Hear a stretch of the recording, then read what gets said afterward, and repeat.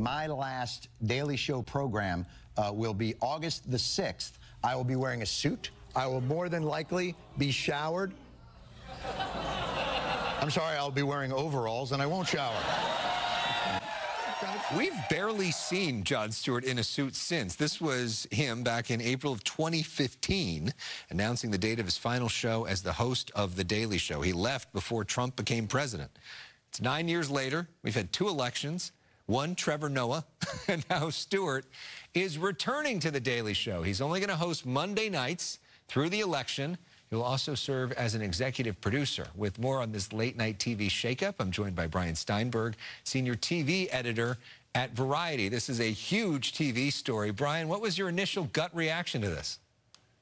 I was quite surprised. Jon Stewart was not on our list of candidates to come back to the show, replace Trevor Noah at the show. Yeah, so how exactly is this going to work? We just talked about Monday night. What are sort of the logistics of this? Well, Jon will be the host on Monday nights and Monday night only, but he's also taking an executive producer role at the show. He will have a hand in the show's comedy and logistics throughout the week, Monday through Thursday. There are a bunch of correspondents who are on the show, and they will lead the show Tuesday, Wednesday, and Thursday nights. So we know that Jon has tried some different things since he left 9 years ago. He signed a deal with HBO that really didn't amount to much. He had an Apple show, which some people liked, but he left on sort of bad terms there, and there were only 20 episodes of that. Why is Jon Stewart doing this now?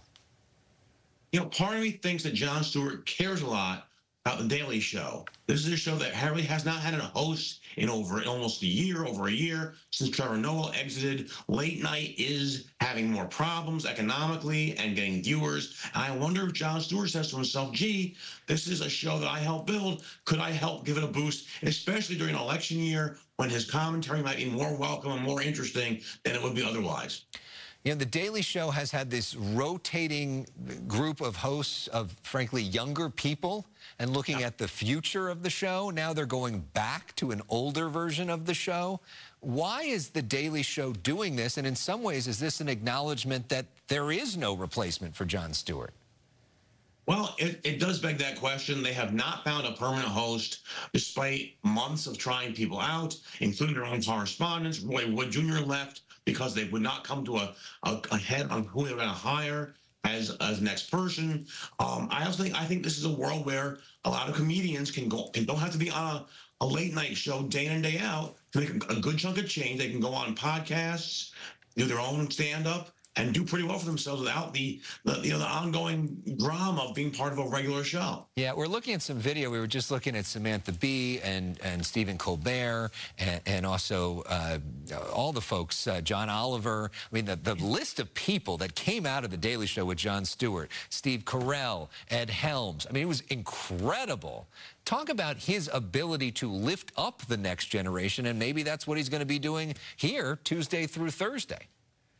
I mean, he is behind the biggest roster of comedic talent since Lorne Michaels at Saturday Night Live. He has helped pick out Samantha Bee, John Oliver, a long list, Hassan Minaj, Trevor Noah, people who have all come through Daily Show and got on to great things in different things. He's got a great eye for people who are, you know, funny to listen to, but have a take on things, can analyze the news without being too bogged down in the news.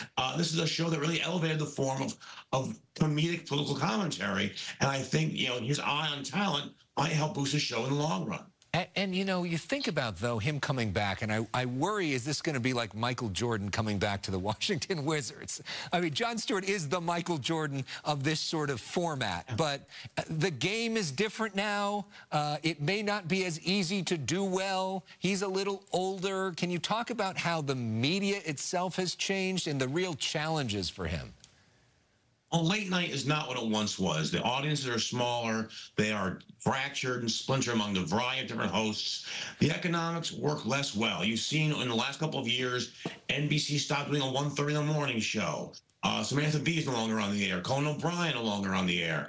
It is not as robust an audience. It is hard to make money off of it. A lot of the audience watches clips the next day, passes clips along to their friends on YouTube and Twitter, and maybe they hear about a guest star, and they find that one guest star and watch that show. They don't necessarily watch a whole hour of late night or a half hour of late night every night at a certain time. It's a different thing, and Jon Stewart is going to have to become accustomed to doing things other than a show, things for Twitter, things for YouTube, different kinds of things that may be off the show, but part of the show's digital makeup. It's a different world. Well, a lot of us loved The Daily Show with Jon Stewart and hoped some of that magic can come back. You didn't see a lot of that with his Apple show in terms of these moments that just broke through culturally. We hope that he will be able to do that with The Daily Show. And we feel for the young correspondents that maybe feel a little passed over by this whole thing. Brian Steinberg, thank you so much. Really appreciate your perspective. You can check out your work at Variety.